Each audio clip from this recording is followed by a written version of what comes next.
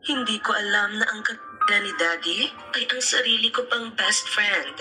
May kaibigan ako, si Trina. Naging close kami noong college. Hindi lang basta kaklase o barkada. She became one of my constants. I trusted her like a sister. Minsan nga, sa tuwing may celebration sa bahay, birthday, holidays, o simpleng family dinner, automatic, iniimbitahan ko siya. Minsan pa nga, sa amin na siya natutulog. Okay, wait. Sanay na rin sa kanya sina mommy at daddy. Pati mga aso namin, parang part na rin siya ng pamilya.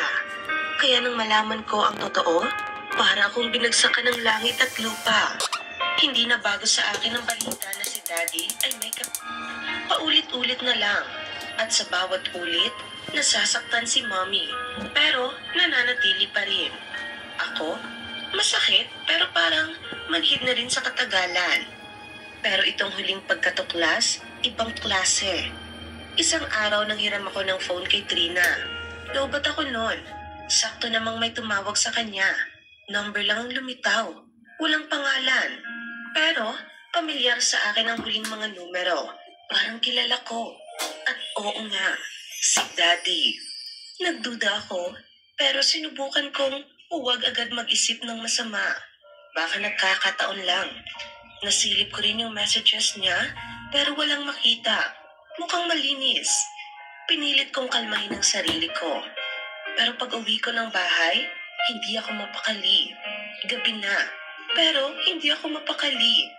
Kinuha ko ang phone ni Daddy at doon ko nakita ang totoo. May mga sweet na mensahe sila ni Trina. Kumain ka na ba? Ingat ka palagi. I love you. I miss you. At ang pinakamasakit, binibigyan pala siya ni Daddy ng allowance. Best friend ko. Pamilya na ang turing ko sa kanya. Pero kapila siya ng sarili kong ama.